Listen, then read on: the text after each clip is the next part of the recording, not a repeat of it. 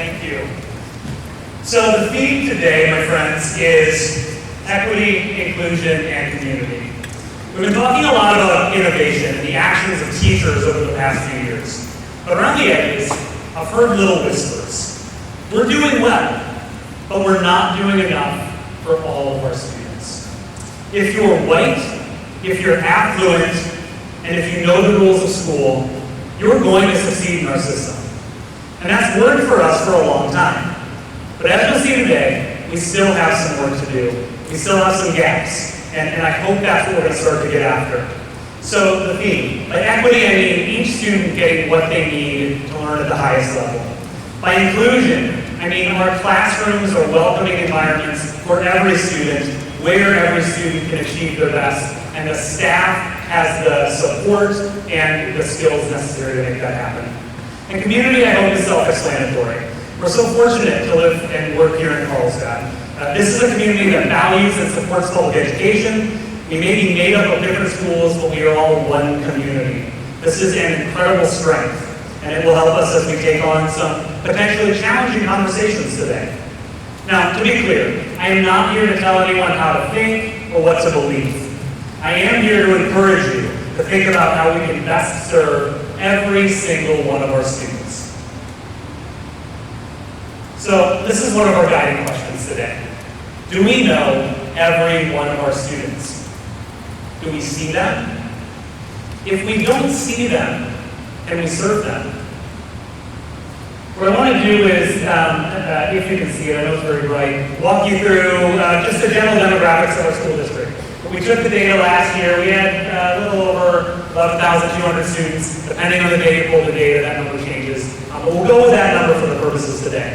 When we look at our student groups, nearly 1,500 of our students have an IEP, right? So that's somewhere between 12 and 13% of our students are students with special needs. When we look at our students who are English learners, when we combine students who are currently in EL with those students who are designated fluent, so recently in English learning classes, that works out to be between 13 and 14% of our total student population.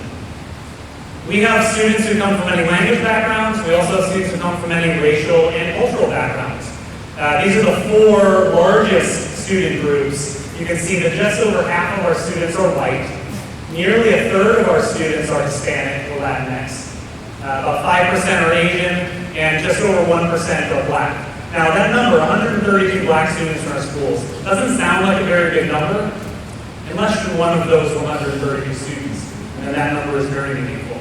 I want to make sure that we're thinking about every single kid as we talk through the things we're talking about today. Students impacted by poverty. When I talk in the community, people are very surprised by this.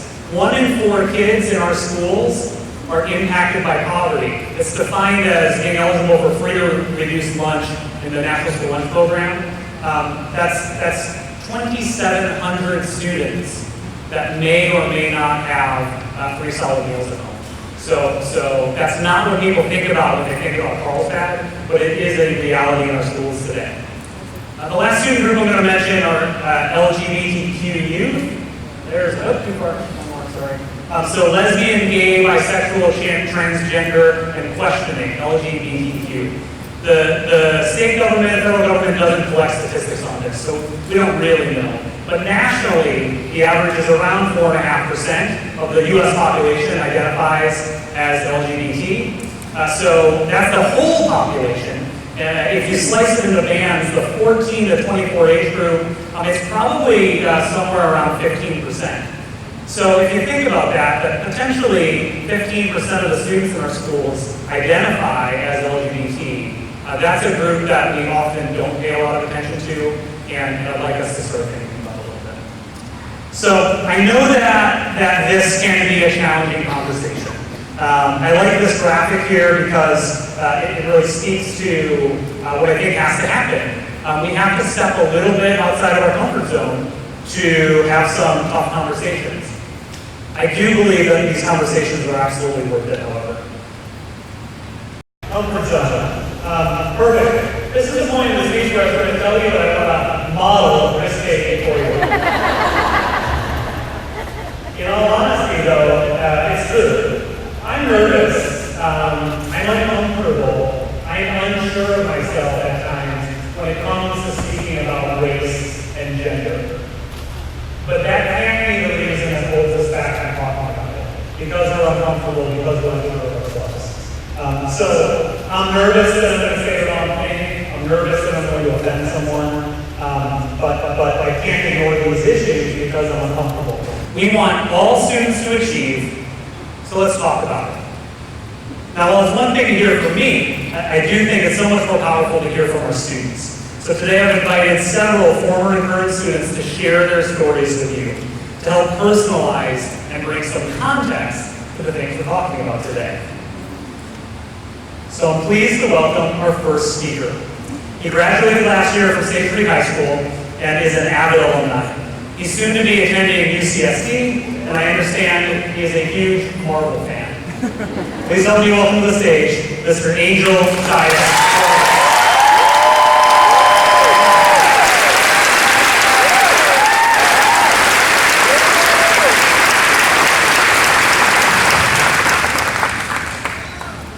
Good morning. My name is Angel Zayas, and I've recently graduated from Sage Creek High School as part of the class of 2019.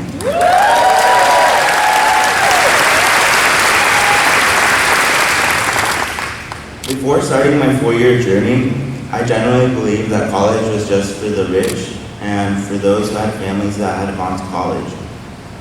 But soon enough, Avid proved me otherwise. Through Avid, I learned how to network, took on leadership roles, took advantage of many opportunities, and navigated the college process like a boss. Now, in 3 weeks, I'll begin pursuing my bachelor's degree in chemical engineering at the University of San Diego. University of California, San Diego, with over $25,000 in scholarships.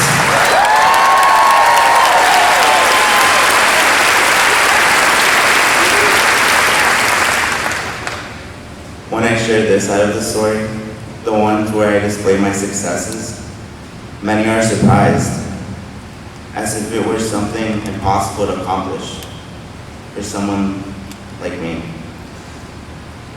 Overcoming obstacles like I have is something that I've only done with the help of others, and I'm thankful for my family and support system at school for helping me achieve what I have. Throughout high school, my parents always cared about and valued my education. The only problem was, oftentimes, they were unable to navigate the school system, especially when there were not many staff who were from a similar background, when materials were not always available in Spanish, and when there wasn't a counselor and administrator who spoke Spanish.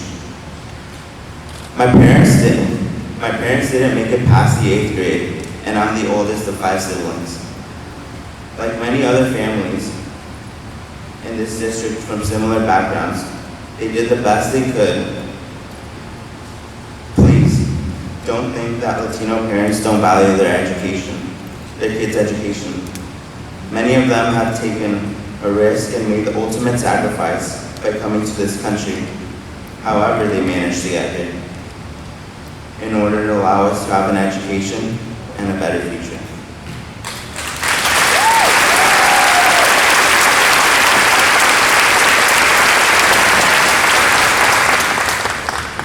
Receiving support from parents is one thing. Support from school staff is another.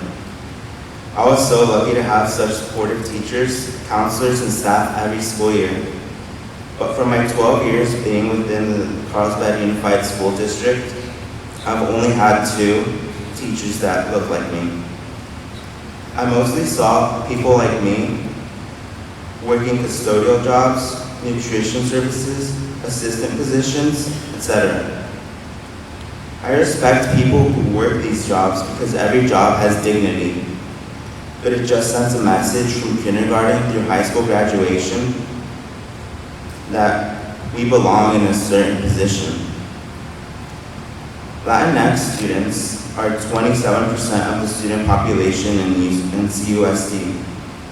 I sincerely hope that one day Carlsbad Unified can have teachers and administrators that truly reflect the student population. Representation matters. It also takes a lot out of those teachers of color because they were the ones to go through everything. Because we feel comfortable with them, and I know they can get overwhelmed. But it's not only teachers we are missing, it's students.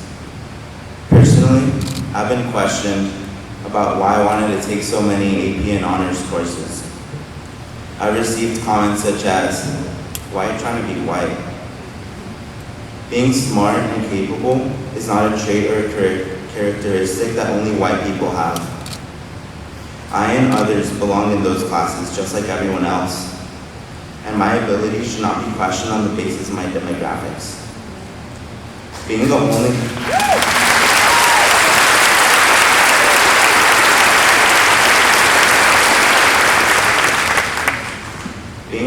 one of the few Latino students in an honors or AP class brings a sense of pressure. You feel like you can't mess up, or others will question if you should be there, and you experience the imposter syndrome. My AVID teachers made sure we signed up for honors and AP classes we could handle and reminded us that we belong there. We always rose to their expectations, and I encourage all teachers to have high expectations for all of us. I also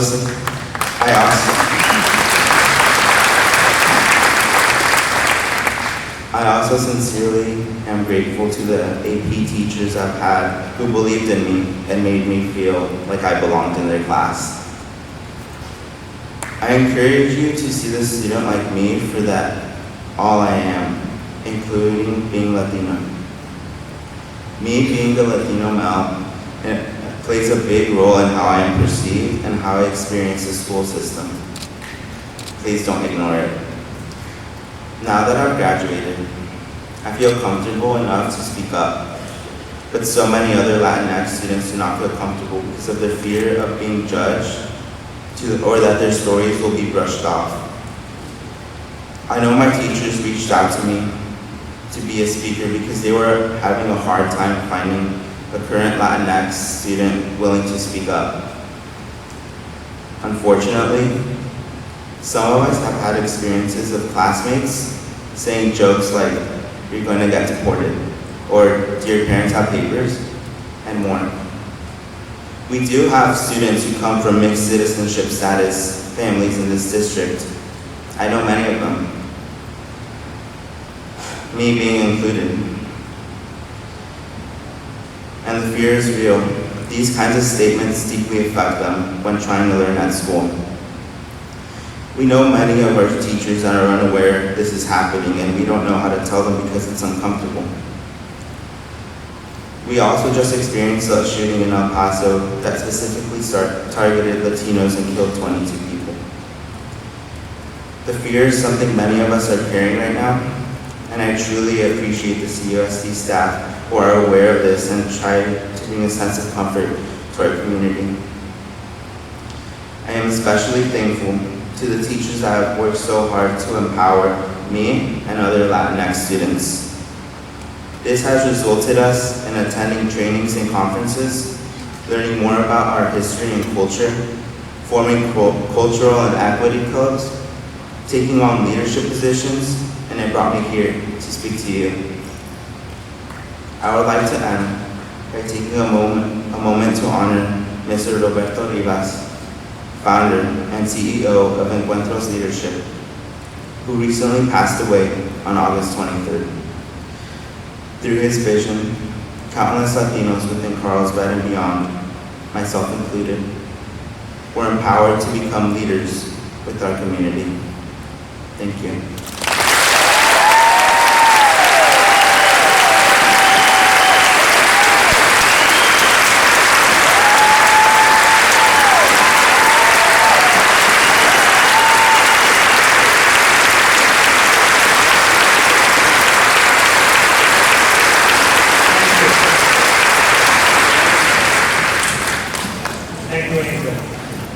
Speaking in front of a group this large is not easy.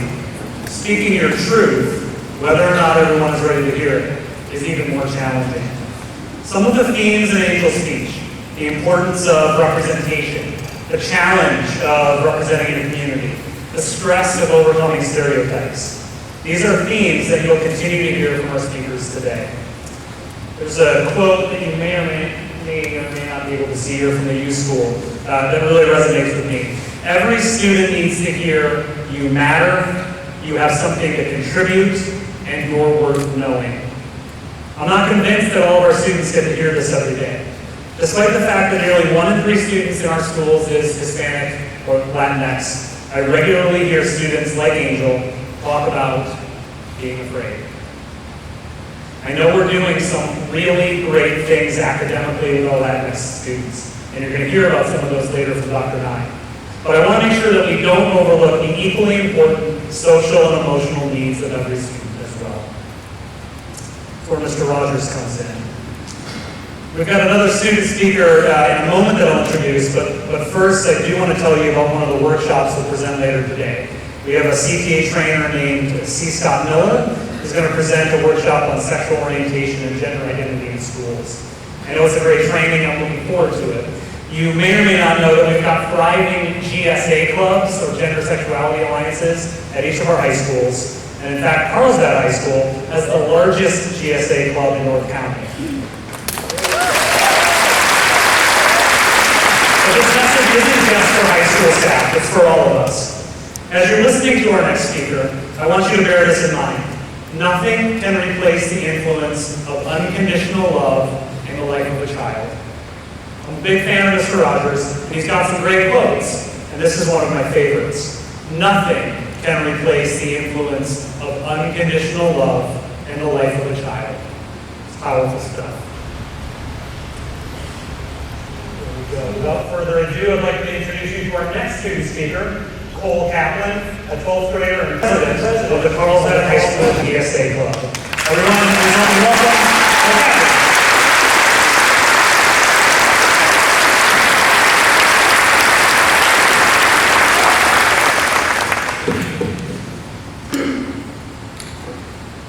Hi, I'm Cole Kaplan, president of GSA. Like many, school has always been a challenge, though for me, not academically. I've gotten straight A's my whole life, so I don't need to worry about turning in my homework or the quiz I have to take. What's more concerning to me is, am I going to be safe today? Will I be allowed to show my authentic self? Middle school was a very rough time for me. I publicly came out in 8th grade, and as a result was bullied and did not have friends. I sat in the nurse's office every day for lunch. However, just having her there to talk to, someone I could open up to, I could trust if I ever wanted to open up, meant the world to me.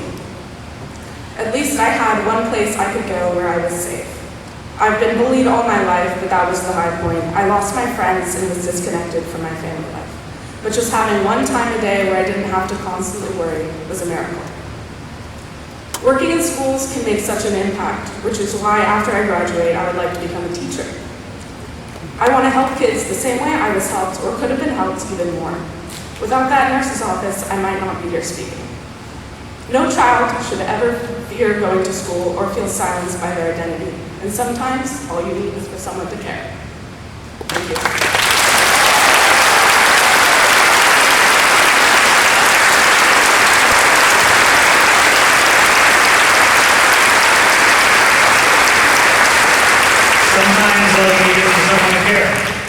Our roles are incredibly important, whether you are that nurse that was the one caring adult that Cole had during those difficult years, or you're a teacher, or you're an office assistant, whatever your role is, you can be the difference maker for a kid. I think personally it's tragic that Cole only had one adult that she could rely on in middle school. And imagine where she would be today if she didn't have that one caring adult. LGBT students are 5 times as likely to have attempted suicide compared to heterosexual youth. And if you agree with me that every student deserves to be loved and respected and given the opportunity to learn, then I think you'll agree with me that that's not okay. So again, I'm not telling you how to think, I'm simply asking you, please help me ensure that every student in Carlsbad doesn't have to go through school afraid. I'd like to introduce you to Sid Bhatia. Many of you know Sid, who graduated from Carlsbad High School in 2017. He's now for our adult transition program, and he's thriving there. So, please, Sid Bhatia. Hello! Hello, friends, families, and teachers. I'm so happy to come back to see CHS. This feels like home. I love CHS so much. I graduated from CHS in 2017, and I am an ATP now. I had an amazing experience during my school years. I learned so much from my middle school teacher, Miss Hansky, and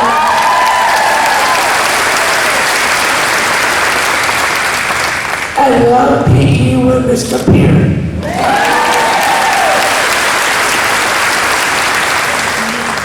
I had Miss Biggs and Miss Nutter as my aides. I have grown so much with the help of my high school teachers, Miss Keaton, Miss Hansford, and Miss Barrington.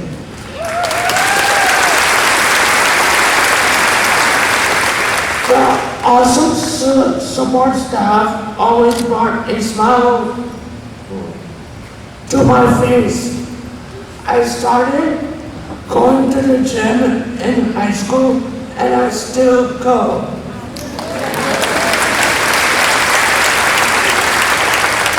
In ATP, I take the bus to work and for my class field trips. This lets me engage with my community. I tell my family about the buses all the time.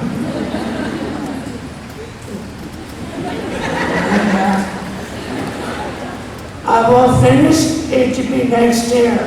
I hope I can get a job where I can meet new people and help others. I want to do this because I am a very social person who likes connecting with others. I want to work at a restaurant like In-N-Out. That's my favorite place.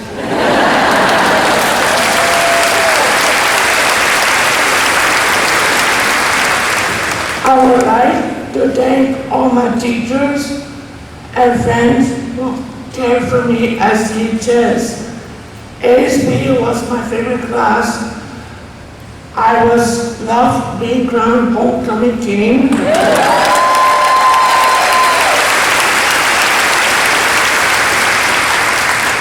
It was so much fun. Mr. Rakitani, Kevin, and Mr. Ribati gave me so much support. I am thank you for it.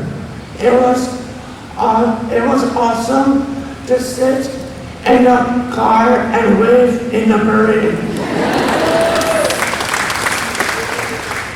I was included in all sports games, which I still go today. I cannot be more proud to be a CHS Lancer.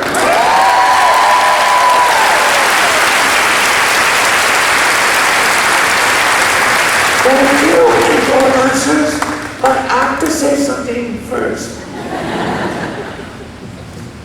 When I go to football games and basketball games, everyone gives me hugs. I cheer for my Carlsbad High School games because it was fun. And homecoming dance and winter football prom, it was my favorite dance ever that I've seen in my life.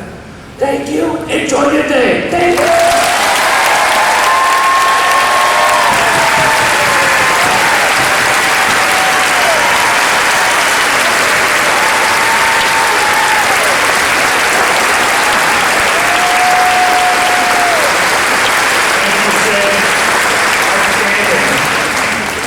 So this is the success story. When I was first talking to Sid, I actually thought about our graduate profile. I asked myself, are we true or we talk about every kid, right? Do we make sure that every student is an effective communicator, a lifelong learner, and a self-directed individual? I think this is a great example of how in many cases we absolutely are. The test data is important, but it doesn't show all of the story, right? Sid is a great example of the part of the story that we cannot overlook. I'd like to introduce Kavon Higgs. He'll be a senior at Sage Street High School this year. He's an avid student, the Black Student Union Vice President, and the ASD Secretary. Faculty and staff, I give you Mr. Kavon Higgs.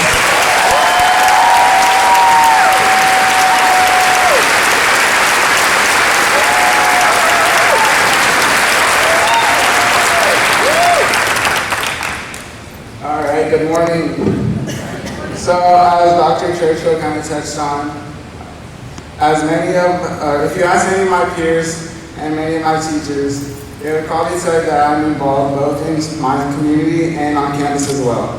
I participate in and have multiple leadership roles within ASB, Link Crew, AVID, the Racial Equity Club on campus, the NAACP, and the Student Athlete Advisory Committee, Track and Field, and the Black Student Union.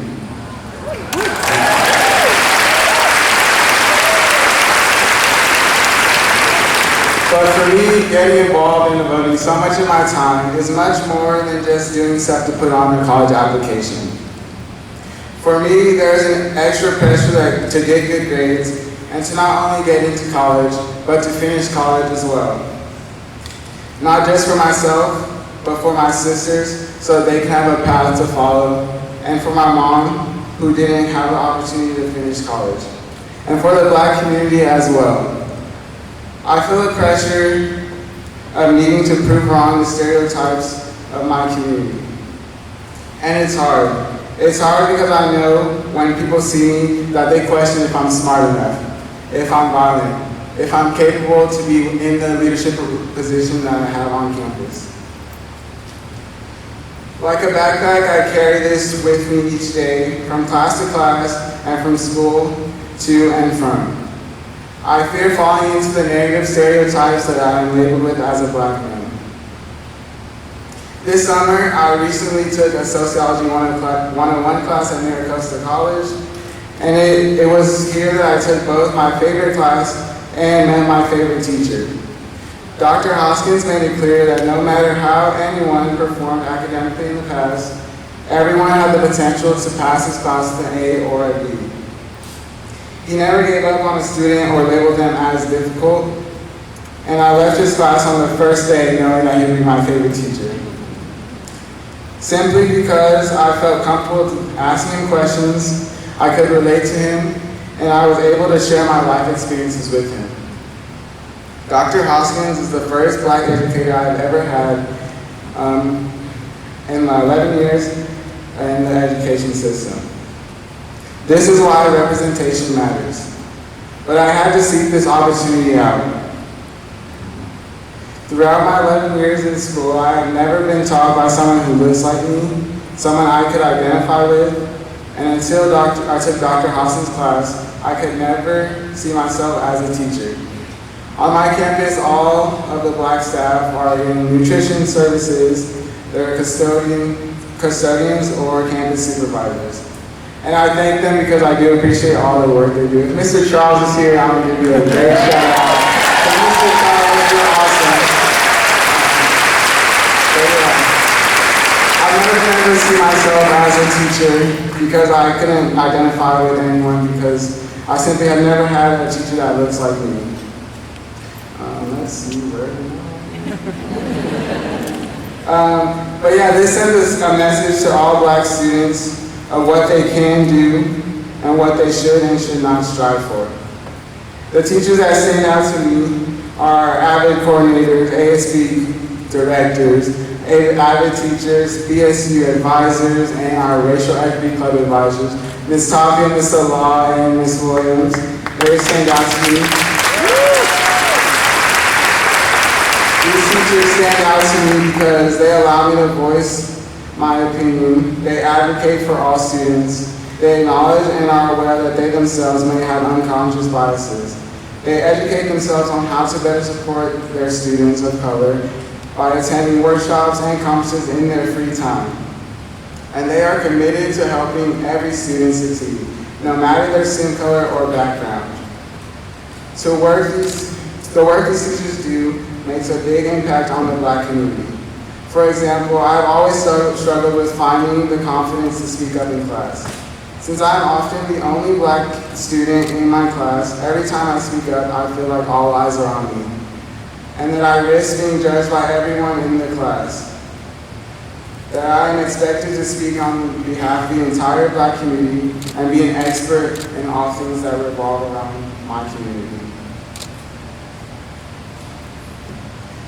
Through these outlets of the Racial Equity Club, the Black Student Union, and AVID, I can find the confidence to use my voice and be an individual I am today. Before joining these groups, it was so easy for me to separate myself and tune out the social aspect of school.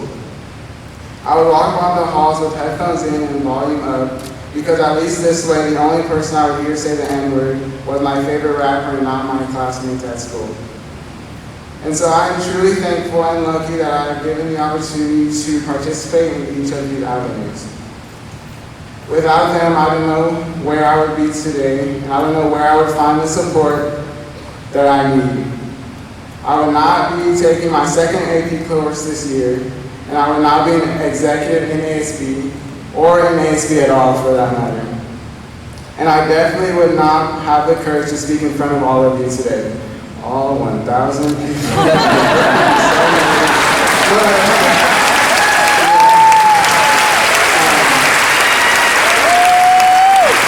And I would like to leave you with this. Yes, talking about race can be most times uncomfortable. But pretending to be colorblind is not the answer. Pretending that you don't see my color is not the answer. As Star says in The Hate You Give, if you don't see my blackness, you don't see me. When you fail to acknowledge that my race plays a key role in how I experience life, you fail to create a space where I feel valued for who I am. And having these tough conversations is absolutely vital to creating a community and creating a sense of community and inclusion. So I thank you for allowing me to speak today, and I want to challenge you to take some of what I said today with you as we continue to create a district where everyone feels included and feels at home. Thank you.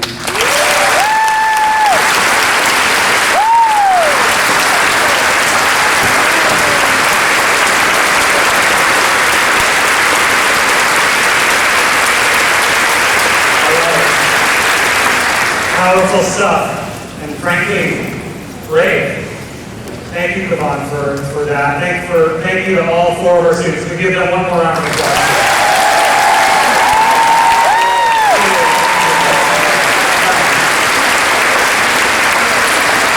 So when I think about the four students we heard from today, I do wonder.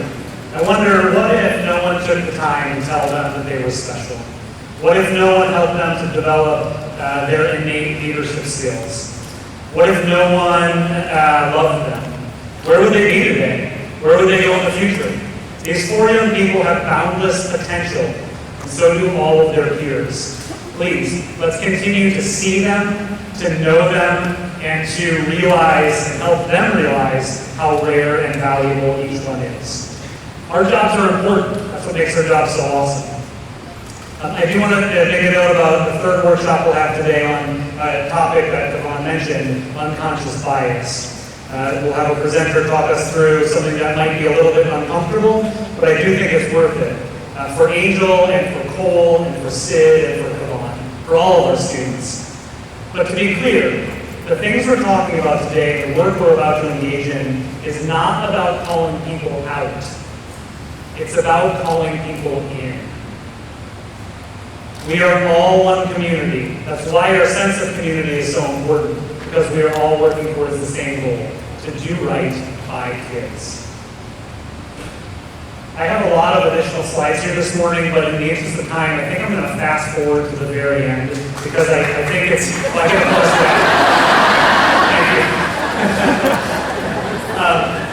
We have 3 great workshops lined up today. Mr. Robertson will show your video later. I'm going to send you slides that give you information about our facilities upgrades that we have planned here. Hope Elementary, LA Elementary, Carlsbad High School Science Building, and Magnolia Elementary. I'll send you the rest of the information about safety and security. We'll be implementing security cameras at all campuses in the second half of the school year. We'll be implementing a visitor management system at all campuses, which will go live between now and probably Christmas time. And then we also have fencing projects going up. I was going to tell you a story about how when I was a child I wanted to be an astronaut, but I'll forward that to you later. And I was going to close with this idea that we are a mission and vision-driven organization. When we talk about every student, I do hope that you carry that in your heart with me and think about every student.